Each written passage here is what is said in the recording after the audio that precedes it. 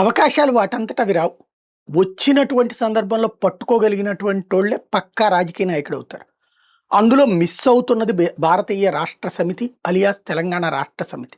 చాలా కాలం తర్వాత farm house వీడి బయటకొచ్చి అసెంబ్లీలోకి అడుగుపెట్టి సంతకం పెట్టి వెళ్ళిపోయినటువంటి కేసీఆర్ సాక్షిగా ఒక అద్భుతమైనటువంటి అవకాశాన్ని కోల్పోయారు.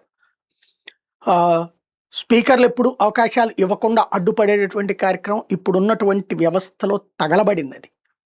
వాస్తవంగా చక్కగా బాధ్యతాయుతమైనటువంటి స్పీకర్ పదవిని అధివసించే విధంగా ఉండట్లేదు. ఇప్పుడు మనం ఏ పార్టీ అధికారంలో ఉన్నా సరే ఆ పార్టీకి అనుకూలంగా పని చేయడానికి మాత్రమే స్పీకర్లు పనిచేస్తున్నారు తప్పించి సభని సవ్యంగా బాధ్యతాయుతంగా నిర్వహించడంలో ఫెయిల్ అవుతున్నారు. అందులో భాగమే మాట్లాడడానికి లేవగానే హరీష్ రావుని కంట్రోల్ చేయడమో ఇంకొకళ్ళని కంట్రోల్ చేయడం. రైట్, అట్లాంటి గేమ్ ఆడినప్పుడు ఆటకి ప్రతి ఆట ఆడాలి. క్రీడా ప్రాంగణంలో కూర్చుని ఆడాలి కానీ ఇంట్లో కూర్చుని ఆడితే అదేం వీడియో గేమ్స్ కాదు. రేవంత్ మాట్లాడతాడా, రేవంత్ వదిలేసేసి Uttam Kumar Reddy power point presentation ఇస్తారు. కేసీఆర్ సమాధానం చెప్తారా, హరీష్ రావు సమాధానం చెప్తారా? ఉత్తమ్ కుమార్ రెడ్డికి హరీష్ రావు చాలు. వీళ్ళు బాయ్కాట్ చేసి వెళ్ళడం వల్ల ఏమొరిగింది? మహబూబ్ నగర్ ఇష్యూ రైట్ చేసింది కేసీఆర్, సమాధానం చెప్పింది రేవంత్. దానికి అసెంబ్లీలో చర్చ జరపాల్సింది కేసీఆర్. రా అని సవాల్ చేస్తే వచ్చానని చూపి ఆ పైన పారిపోయినట్టు అవ్వలేదా? దీనివల్ల ప్రయోజనం ఏమైనా ఉందా? బీఆర్ఎస్కి ఏమైనా ఒరిగింది ఉందా?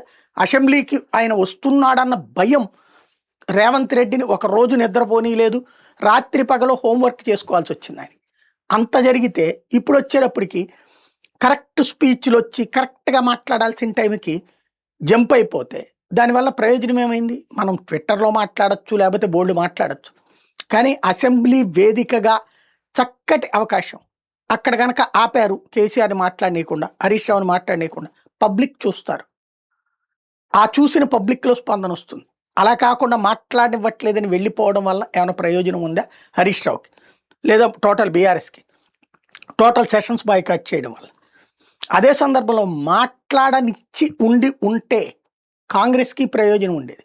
వీళ్ళ అభిప్రాయం ఏంటో స్పష్టంగా చెప్పగలిగి ఉండేవాళ్ళు. వీళ్ళు చేస్తున్న లోపం, వీళ్ళు చేస్తున్న తప్పిదం ఏంటి అంటే టోటల్ సభలో ప్రతిపక్షం లేకుండా చేసుకోవడం. అప్పుడు ఎవడు పట్టించుకోడు సభని, ఎవడు దేకడం. అది గుర్తుపెట్టుకోవాలి. స్పైసీనెస్ లేకపోతే విలన్ లేని హీరో సినిమా ఎప్పుడూ సక్సెస్ కాదు. అట్లాగే ఉంటుంది ఇక్కడ కూడా.